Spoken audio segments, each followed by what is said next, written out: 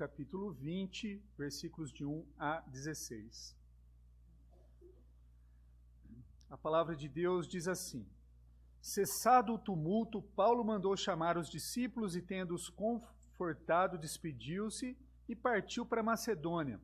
Havendo atravessado aquelas terras, fortalecendo os discípulos com muitas exortações, dirigiu-se para a Grécia, onde se demorou 3 meses, tendo havido uma conspiração por parte dos judeus contra ele. Quando estava para embarcar rumo à Síria, determinou voltar pela Macedônia. Acompanharam-no até a Ásia Sópatro de Bereia, filho de Pirro, Aristarco e Secundo de Tessalônica, Gaio de Derbe e Timóteo, bem como Tíquico e Trófimo da Ásia. Estes nos precederam, esperando-nos em Troade. Depois dos dias dos pães asmos, navegamos de Filipos e em 5 dias fomos ter com eles naquele porto, onde passamos uma semana. No primeiro dia da semana, estando nós reunidos com o fim de partir o pão, Paulo, que devia seguir viagem no dia imediato, exortava-os e prolongou o discurso até a meia-noite. Havia muitas lâmpadas no cenáculo, onde estávamos reunidos. Um jovem chamado Eutico, que estava sentado numa janela, adormecendo profundamente durante o prolongado discurso de Paulo, vencido pelo sono, caiu do 3º andar abaixo e foi levantado morto. Descendo, porém, Paulo inclinou-se sobre ele e, abraçando-o, disse: Não vos perturbeis, que a vida nele está.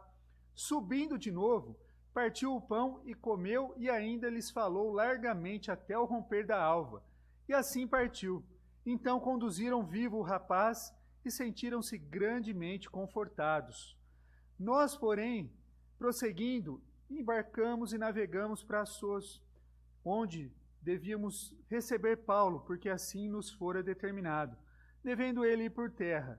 Quando se reuniu conosco em Assos, recebendo-o a bordo, e fomos a Mitilene. Dali, navegando no dia seguinte, passamos defronte de Quios, e no dia imediato tocamos em Samos, e um dia depois chegamos a Mileto, porque Paulo já havia determinado não aportar em Éfeso, não querendo demorar-se na Ásia, porquanto se apressava com o intuito de passar o dia do Pentecostes em Jerusalém, caso lhe fosse possível. Oremos. Senhor, tua palavra foi lida, que teu Santo Espírito, ó Pai, aplique o que nós podemos aprender dessa palavra, Pai, em nossos corações. Usa o teu servo. Em nome de Cristo Jesus que nós oramos. Amém. Nós estamos diante, então, de um relato de viagem, um relatório de viagem do apóstolo Paulo, da sua 3ª viagem missionária. Eu sempre gostei de viagens, conhecer local, visitar, saber o contexto, o que aconteceu no local. E, às vezes, eu entro no Google Maps e começo a viajar no Google Maps para conhecer lugares que eu nunca fui. Mas tem pessoas que não gostam. E, por isso, é difícil permanecer interessado, principalmente num relatório de viagem. É aquele momento que, se você não gosta de viagem, você começa: nossa, que leitura difícil.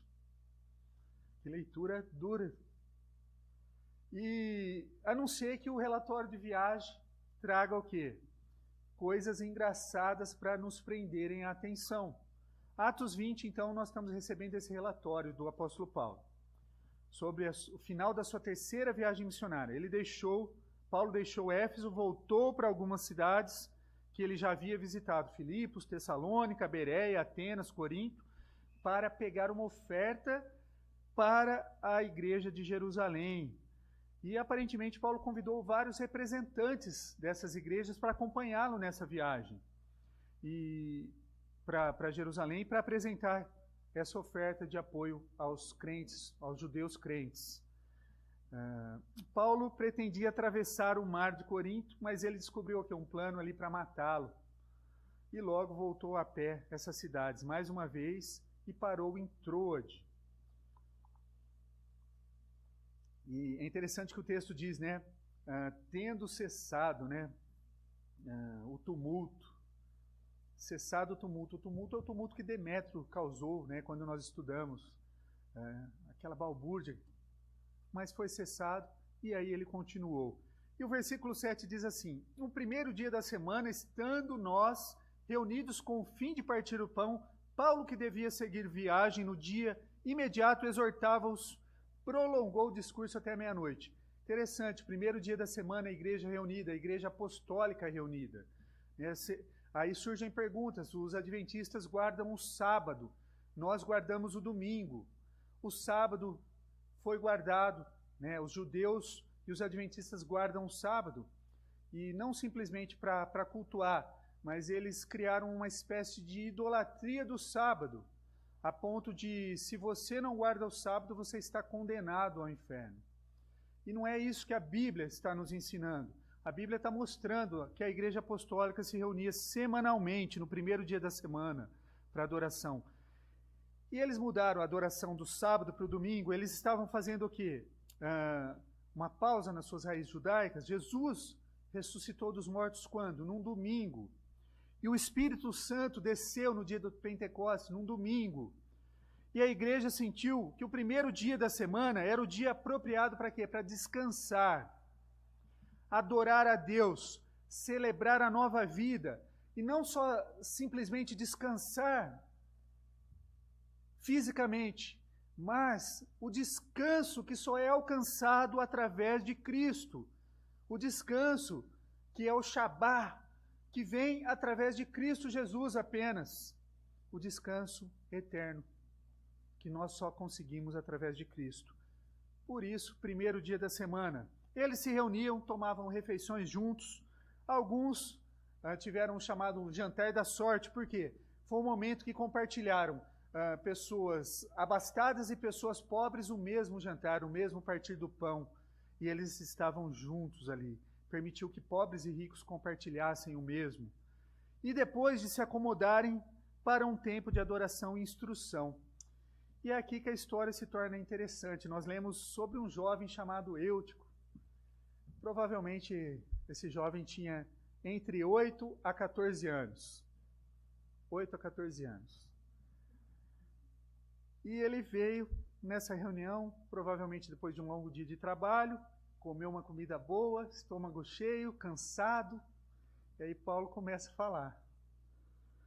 E ele começou uma luta, né? Estômago cheio. E aí ele provavelmente foi perto da janela do cenáculo e ficou ali, terceiro andar.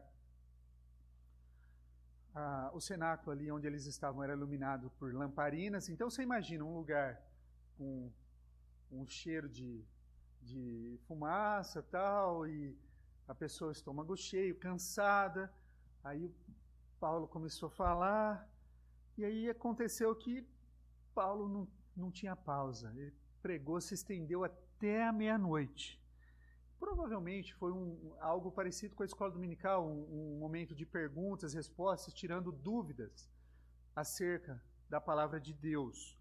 E o texto grego, ele nos leva a indicar que esse jovem Eutico, ele lutou contra o sono, gradualmente. Ele lutou, ele tentou, mas ele perdeu a batalha, quando finalmente ele adormece.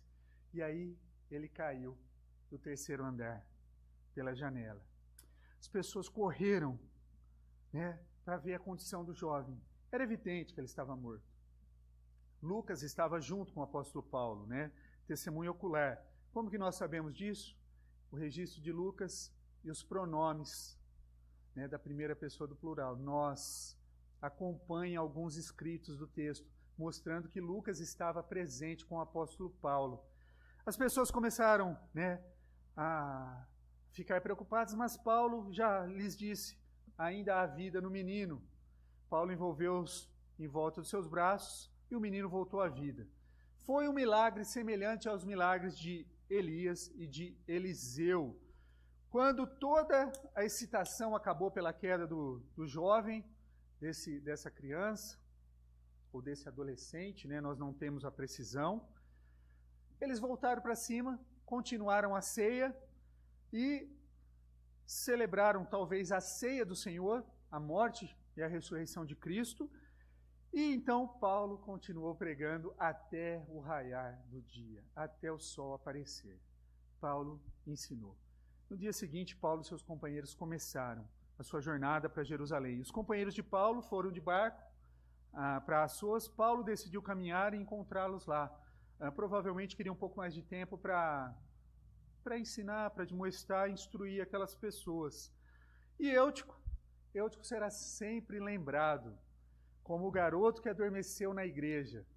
Ele vai ser sempre lembrado. Não devemos ser muito duros com os jovens, com as nossas crianças. Eu mesmo falo para alguns ali, nossa, eu adorava vir na igreja e dormir no colo da minha mãe. Era bom. Todos nós já passamos talvez por essa situação dentro da igreja, nós que crescemos na igreja, principalmente.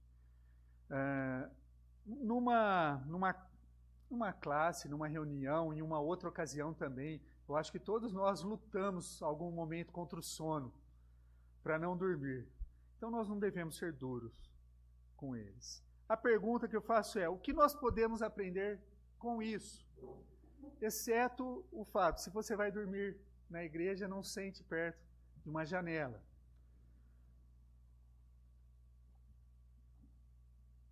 Por que alguns dormem na igreja? Talvez o sono físico, né? Vamos encarar. Às vezes a pessoa dorme na igreja, né? A maioria das pessoas dormem, né? Que dormem. Ninguém vem para a igreja com intenção de dormir, gente. Ninguém. Mas acontece. Simplesmente acontece. Às vezes as pessoas dormem mal. Às vezes as pessoas dormem com medicação e a medicação está desregulada. Aí chega aqui, tem um alto-falante aqui falando, vai dando sono, vai despertando e a pessoa, o olhinho vai fechando e vai dormindo. Às vezes o calor, às vezes ela não dormiu o suficiente nas noites anteriores. Eu gostaria que não fosse assim, mas acontece. E de maior preocupação, não são esses que têm dormido, né, por causa do sono físico, mas são aqueles que estão presentes na adoração, mas seus corações estão dormindo.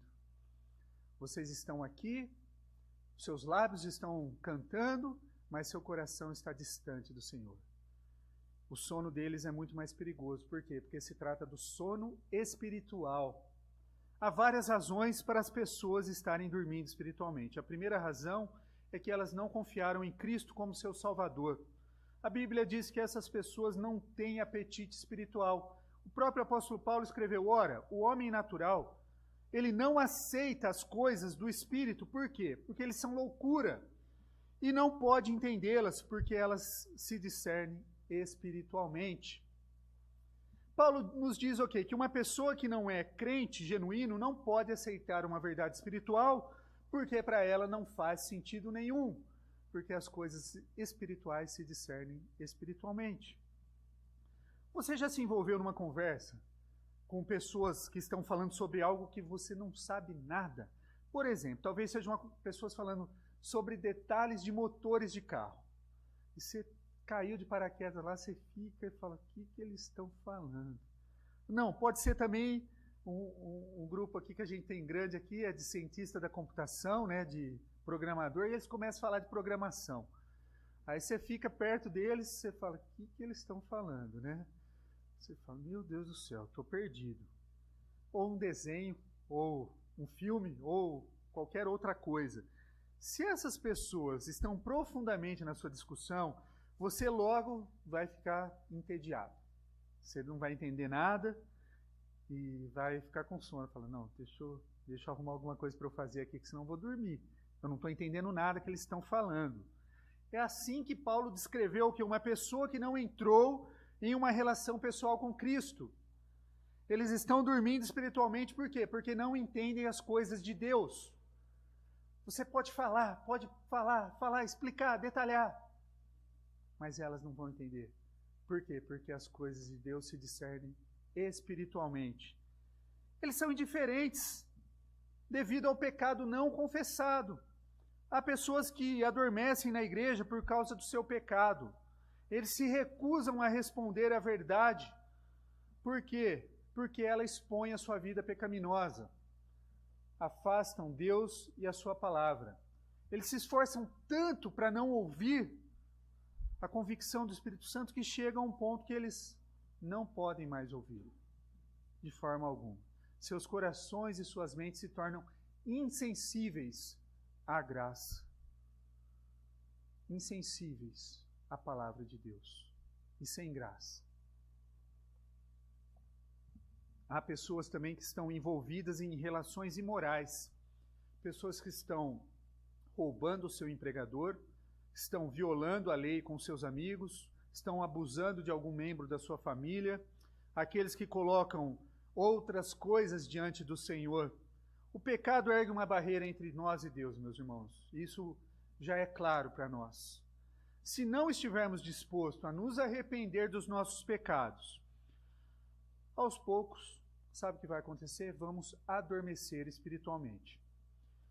Eles são indiferentes devido à rotina. Infelizmente, podemos ficar espiritualmente o quê? Cansados porque a nossa adoração, o nosso discipulado, são o quê? São mais uma rotina do que um relacionamento com Deus. Nós nos levantamos, nós sentamos, nós oramos, nós cantamos, nós fingimos a atenção e vamos para casa. Às vezes, a familiaridade gera desprezo. Outras vezes, a familiaridade traz sono. Aqui estão alguns sinais que esse tipo de indiferença pode estar rastejando na sua vida. Você não se lembra de nada significativo sobre o culto de adoração, exceto uma piada ou uma história. Você não tem problema em falar da adoração, faltar da adoração para alguma outra atividade qualquer. Afinal, a adoração não é grande coisa assim. O que tem eu ir assistir o jogo hoje e não ir para a adoração? Você está mais preocupado com mudanças na ordem da adoração, na mecânica, o que nós vamos cantar primeiro, quem que vai tocar, quem que vai puxar. Está preocupado com a sistematização do culto, do serviço, ou nos participantes, do que com o pecado que está no seu coração e a maravilhosa graça de Deus. Você está mais ansioso para ver seus amigos do que para ouvir a palavra de Deus. Quando a adoração e o discipulado se tornam rotina, são capazes de realizar sem sentido e os nossos corações se moverem em direção ao sono espiritual. Diante disso que nós falamos, como ficar acordado na igreja? Primeiro, afastando o sono físico, né? Algumas maneiras da gente afastar o sono físico. O domingo à tarde pode ser uma boa maneira a gente tirar aquela soneca depois do almoço e descansar. Tem gente que consegue com uma facilidade, outros não. Mas é um bom momento para que a gente descanse, né? Você pode ter uma boa noite de descanso do sábado para o domingo também, né? É incrível, eu fico admirado como as pessoas são diligentes quando tem uma entrevista de emprego, quando tem que chegar na rodoviária, quando vai pegar um avião, mas para a adoração ao Senhor, essa diligência cai por terra. Mas tem dificuldades em consideração às coisas de Deus. Segundo, eu encorajo você a se envolver na adoração. Trabalhe na igreja. Ou, durante o serviço, durante o culto, louve, cante, ore, leia junto as Escrituras, tome nota do sermão, escreva perguntas sobre aplicações, sobre algo no sermão, leia o texto, faça perguntas, essas coisas ajudarão a mantê-lo acordado. Afastar o sono espiritual, combatendo o sono espiritual é um pouco mais difícil. Primeira coisa que nós devemos fazer é o quê? Examinar o nosso coração. Por que eu estou aqui essa noite? É por hábito? É algo para fazer? É porque é o que se espera de mim? Muitas pessoas se autodenominam cristãos e não têm ideia do que significa ser um seguidor de Cristo. Aqui está uma pequena lista também para você verificar. Você já reconheceu a sua impotência para se salvar ou ainda acredita que você pode ir para o céu porque você é bonzinho e faz boas obras? Você reconheceu Jesus como sua única esperança para o perdão e para a vida eterna? Você já recebeu o dom da vida eterna que é oferecido somente através de Cristo? Você já entrou num relacionamento profundo que é pessoal, é você e Ele? Você está disposto a deixar Jesus guiar a sua vida? Ser o Senhor, o líder, o governante em sua vida? Você está disposto? Se você respondeu para alguma delas não, há a possibilidade de que você esteja num sono espiritual. É possível que você esteja simplesmente jogando o jogo. Eu vou lá. Tem que ir, vamos lá. Simplesmente. Mas você nunca entrou numa relação de salvação com Jesus. Você pode ter tido grandes experiências. Você pode ter visto o milagre de Deus agindo na vida da sua família, na vida de pessoas próximas e pessoas queridas, e ainda assim não ter um relacionamento com Cristo.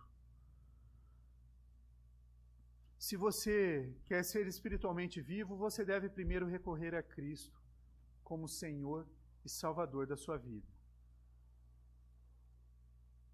Seja honesto sobre o seu pecado. Acredito que uma das coisas que tem prejudicado a igreja é o desejo de encobrir o nosso pecado. Nós fingimos ter tudo junto, né? Queremos que os outros pensem que nós somos pessoas que estão bem, que nunca tropeçam, que nunca caem, que estamos no topo. Queremos parecer vitoriosos, sem defeitos. Somos como pessoas que sofrem de um vício que não estão dispostas a pedir ajuda. Passamos a nossa vida negando que o pecado ainda tem poder na nossa vida. Não, eu vou conseguir. Não, eu vou conseguir, mas não larga, não para. Não pede ajuda. O primeiro passo para uma relação vital com o Senhor é a honestidade. Você precisa ser honesto com o Senhor. Você pode enganar pai, mãe, esposa, esposo, pode enganar filhos, pode enganar quem você quiser. A Deus não se engana, de Deus não se zomba. De Deus não se zomba. Devemos ser honestos com nossos pecados, nossos fracassos, admitir ao Senhor e um ao outro. Nós caímos, nós erramos, fraquejamos, precisamos de ajuda, pedir perdão, falar, não estou bem hoje, seguir em frente, reconhecer os erros, não ficar fingindo que não tem erro.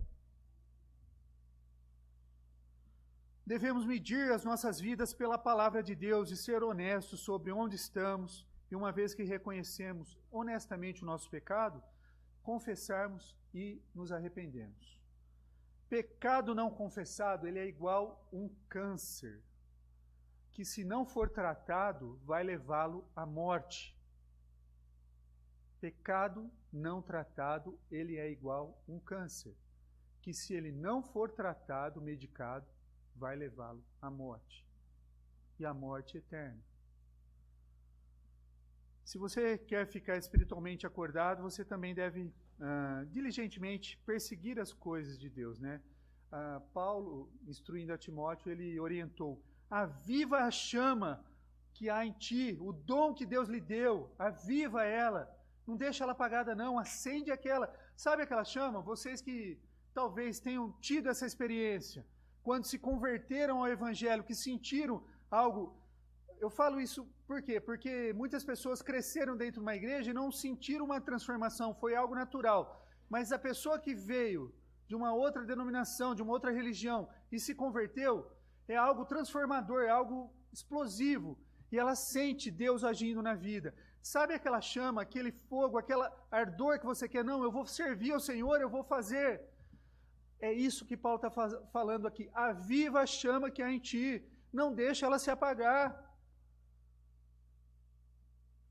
Aquela vitalidade que você tinha lá no comecinho, quando você chegou na igreja, não deixa ela apagar. Continua com ela. Continua com ela. Como que nós fazemos isso? Se você quer permanecer fisicamente em forma, o que você faz? Vou lá treinar. Vou para a academia. Vou correr, vou cuidar Se eu quero permanecer espiritualmente ativo, eu vou cuidar também.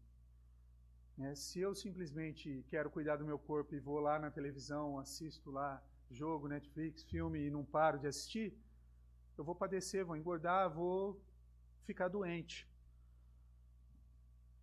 Leia vastamente. Leia a palavra de Deus, leia bons livros cristãos, leia sobre teologia, vida cristã, estudos bíblicos, biografia. Mesmo que você leia 1 ou 2 livros por ano, é melhor do que não ler nada. Você estará fazendo um esforço para crescer na fé. E se você não tem, você tem dúvida, o que eu posso ler, pastor? Me procura que eu auxilio você. Mantenha uma vida devocional disciplinada. Ter devocional é reservar tempo para o Senhor. Estudar a palavra de Deus, orar, aproximar-se dEle. Use um devocional pela internet. Salve num pendrive a Bíblia em áudio, para enquanto você está se deslocando para o trabalho, quando está voltando, faculdade ou qualquer lugar, você ouça a palavra de Deus enquanto você se desloca de um lado para o outro. Você pode reunir a sua família para estudar a Bíblia, orar com ela. Você não será enriquecido, você não vai ficar rico, não. Uau, como mudou a vida dele. Não. Mas você, assim como o exercício físico, você vai ter a consistência para manter o seu músculo espiritual, a sua chama acesa. E aí você vai poder postar igual o pessoal que vai na academia. O de hoje está pago. Você vai poder postar. O meu exercício espiritual está pago. Adore regularmente. Venha à igreja. Não dê oportunidade. Não só de louvar a Deus, mas também te lembra que você não está sozinho na viagem para o céu, meus irmãos. A verdadeira adoração acontece quando nós paramos de correr o suficiente, nos ajuntamos e colocamos o nosso coração em contrição e adoração a Deus, cheio de alegria. Alegria por quê? Porque Ele já garantiu a salvação. É o momento de adorá-lo. Por mais difícil que possa estar sendo, é o momento de adorá-lo. A verdadeira adoração não pode acontecer enquanto nós estamos fugindo. Precisamos o quê? Aquietar e saber que Ele é Deus. Envolva-se na aula de escola dominical, grupos de oração, grupos de estudo. Interaja com as pessoas, nos grupos de jovens, adolescentes. Música. Comunhão, momento de comunhão são ótimos lugares para quê? Para sermos incentivados na fé quando nós estamos com outros irmãos. Mantenha-se ensinável. Não acha que você já sabe tudo, que você já chegou em algo que você não tem mais nada para aprender sobre o Pai, o Filho e o Espírito Santo. Dietrich Bonhoeffer fez um seminário na Alemanha nazista, que não foi aprovado pelo Estado, obviamente. Ele era um homem crítico, inteligente, mas em sua aula de homilética, aula de estudo de pregação, ele simplesmente sentava e abria sua Bíblia e ficava acompanhando o pregador, que estava trazendo o sermão. E não importava se o seminarista que fosse pregar, quão pobre ele era ou quão qualificado intelectualmente ele era. Ele simplesmente sentiu que a pregação da palavra de Deus, ela deveria ser recebida como se ele estivesse ouvindo do próprio Deus. E assim que nós devemos fazer quando nós estamos no culto. Ao ler o relato da igreja primitiva de Atos 20, é meio cômico, a história de Eutico. Mas eu sou desafiado pela história dessas pessoas que se uniram depois de um dia de trabalho, passaram a noite inteira ansiosos para ouvir a palavra de Deus. Onde está essa fome hoje? Onde está a paixão pela vida espiritual, pela vitalidade que nós encontramos lá no início da igreja? Será que nós somos preguiçosos hoje? Estamos tão comprometidos com outras coisas que nós não achamos tempo para estar com o Senhor?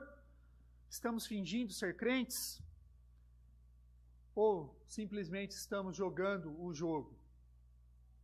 Onde está a fome de conhecer a Deus mais e mais? Martim Lutero conta numa parábola ou um sonho sobre uma ocasião que Diabo sentou no seu trono e, aguardando a sua legião de demônios prestar relatório. O que eles haviam feito para se opor à verdade de Cristo. E quando o primeiro deles se apresenta, fala: havia um grupo de cristãos cruzando o deserto, eu soltei os leões diante deles, e em poucos minutos eles estavam despedaçados e seu sangue lavavam as areias do deserto. E quanto a isso, Satanás respondeu: os leões destruíram seus corpos, mas as suas almas foram salvas. É a alma deles que eu estou atrás. O outro relatou: havia uma companhia de peregrinos navegando pelo mar, quando ele direcionou o navio contra uma grande rocha, e todos no navio foram mortos afogados. E quanto a isso? Perguntou. E Satanás respondeu: seus corpos foram afogados no mar, mas as suas almas foram salvas. E eu estou interessado nas almas deles. O terceiro se apresentou para o seu relatório e disse: faz 10 anos que eu estou tentando colocar um cristão no sono profundo, e finalmente eu consegui. E isso fez com que os corredores do inferno vibrassem de alegria. Satanás não gostaria nada melhor do que nos levar a dormir espiritualmente. Ele adora nos distrair com coisas. Adora. Ele vai sussurrar no seu ouvido: não se preocupe com isso. Você pode chegar mais tarde. Não se preocupe. Ele nos deixará confortáveis. Ele nos garantirá que nós podemos relaxar. Fica tranquilo, você fez a sua parte. Não se preocupa. Antes que você perceba, você estará espiritualmente inconsciente. Por isso nós devemos vigiar, estar atentos. Devemos acender a chama que Deus nos deu da vida espiritual. Temos que acordar. Satanás entende que aqueles que dormem em sua vida espiritual não só se afastarão de Deus, mas eles também não terão impacto nenhum na sociedade na qual convivem, sobre o mundo que vivem. Queridos, o mundo precisa que nós fiquemos acordados. Nós precisamos ficar acordados para testemunhar da maravilhosa graça de Deus. Que Deus nos abençoe e a glória seja dada somente a Ele.